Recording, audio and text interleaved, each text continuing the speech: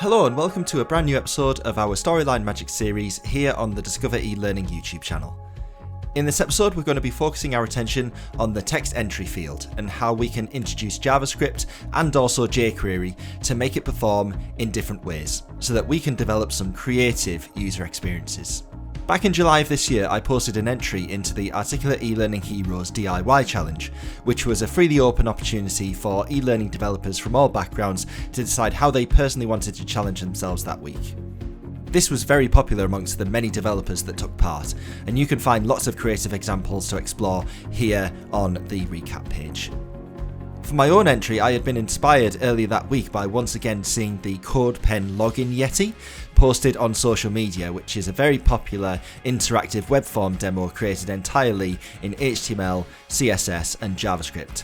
It still often gets reposted onto social media by fans as it's really fun and technically brilliant. And it got me thinking how we could potentially make something like this work in Articulate Storyline, because the problem, as many of you might be aware, is that the default behaviour of the text entry field placed onto a storyline slide is that the text variable connected to the text entry will only update itself when the field loses focus, meaning that the user has to click away onto something else. So if we stand any chance of being able to recreate the eye tracking animation of the CodePen Yeti demo, then we must first find a way of being able to hack this default behaviour so that the text variable is updated with every keystroke that is captured in the text entry field. This would then allow us to manage the rest of the eye roll animation sequence through a combination of state changes and show hide layer triggers. And this is where our execute JavaScript trigger once again comes to save the day. Only this time, we're going to need some jQuery too. But before we get into the code, let me first start by giving credit to learning technologist, consultant and strategist Zsolt Olah, as when I first set about writing my own code for this, I very quickly hit a problem when I realised I was going to struggle to manage situations where there would be more than one text entry field on the screen. But Zsolt had already devised a completely genius method for how to prepare for this, as well as being able to control the text variable to be updated within Storyline directly from inside the project by including a variable name initially in the starting placeholder itself. He has shared the full details for how to achieve this over on his website at rabbitoreg.com. So what we're going to type here will be something of a mashup between both mine and Zsolt's code, which I will explain line by line as we go. First, we're going to add our standard var player equals get player line, which allows us to access all custom variables created within the Storyline project. Then I'm going to create two more variables. The first will later become an array, which we will pass both our text entry variable name and the default placeholder into. And the second we will use to define what special character will be used in Storyline to split these two different text strings up. I'm going to be using the vertical bar character for this. Next, we need to switch over to writing in jQuery, which is typically identified by having a $sign at the start of any function. In this case, what we're going to do is create a function that is going to apply to every input tag, or in this case, text entry field that is found in our project. We begin the function by creating a new variable into which we are going to pass the full placeholder value from the text entry field. Hence, I've given this the name default placeholder. Now we can write some code designed to split up the content of the default placeholder into two parts, what is contained on either side of the vertical bar character. But we only want to do this if the default placeholder both has some text in it to begin with and also contains our defined split character. So we will use an if statement to say that the action within should only happen if both the default placeholder variable is not empty, i.e. undefined, and also that our split character appears somewhere in the default placeholder itself. Assuming this is the case, we'll go ahead and create our array by using the .split JavaScript method to separate out the two text strings as separately indexed objects.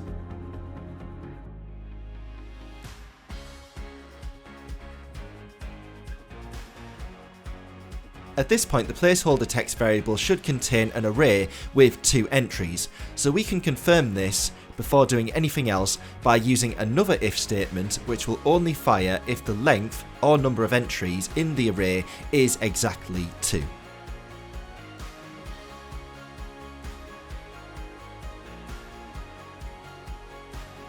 Now with a little more jQuery, we can assign these 2 values as both a stored piece of data that we will call on later, as well as updating the placeholder within the text entry field itself so that only the text on the right hand side of the vertical bar is seen by the user.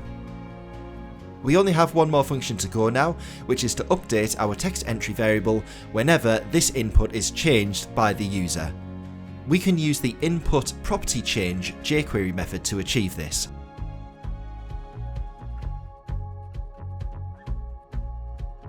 Which, as soon as it happens, we will update the storyline variable using player.setVar. And thanks to the method that Zsolt created, we can ensure that the correct text variable name is updated corresponding to each text entry field. And the value we pass into the variable will be the updated value as written by the user into the text field. And that is our completed JavaScript code function, ready to fire when the timeline starts on this slide.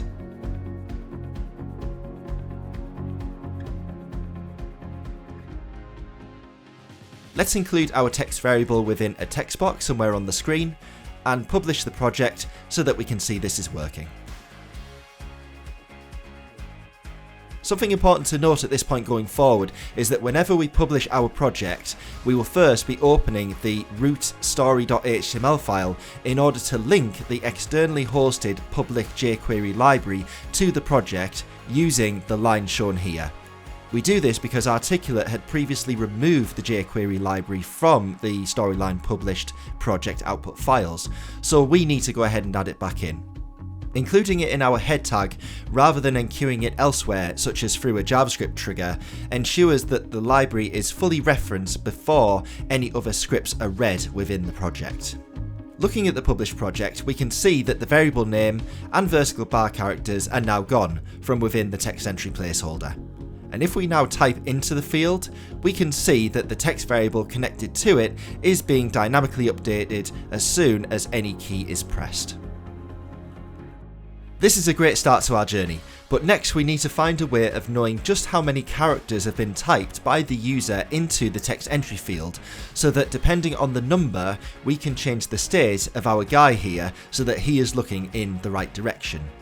As you can see, I already have a number of states ready to go, with him looking in different directions from 1 to 14, as well as an open mouth state and a smirking state with his eyebrows missing, and you'll see why in just a moment. So what we will need is a new number variable called length, which we will default to 0. And when the text variable changes, we can run a new script function that will find out the length of what the user has typed.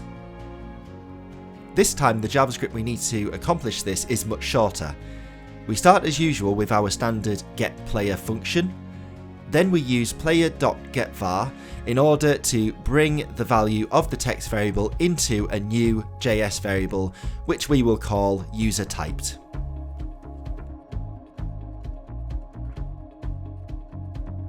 Then we can create a number variable based on the character length of the userTyped variable.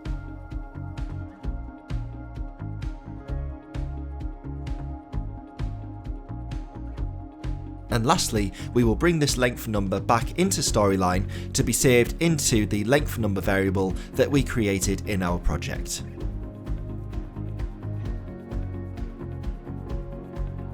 We're all set, so let's now create another text box in our project in order to display the length number value as it changes and publish the project. Here we are back in the browser, and now we can see that as the input changes in the text field, we have a number variable that keeps a track of just how many characters are on screen at any time. This now gives us everything we need to finish off our project by setting up a list of state changes in order to move the character's eyes whenever the length number updates. To add further dynamism to the project, I also added a mouth open state change as soon as the user clicked on the text field itself.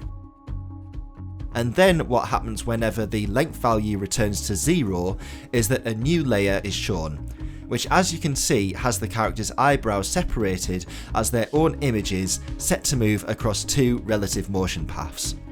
You may recall that the smirk state of our base layer character image has his eyebrows missing, and this ensures that when we get to 0.75 seconds into the timeline of this new layer, then the moving eyebrows will appear at exactly the same time as the base image eyebrows are disappearing, which creates a seamless transition effect.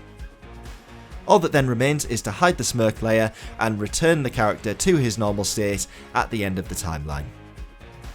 Before we wrap up here, it's also worth recommending the use of Courier New as the font choice of the text entry field using this trick, because this font style is what's known as a monospace font, meaning that all text characters, whether caps or no caps, all share the same amount of space.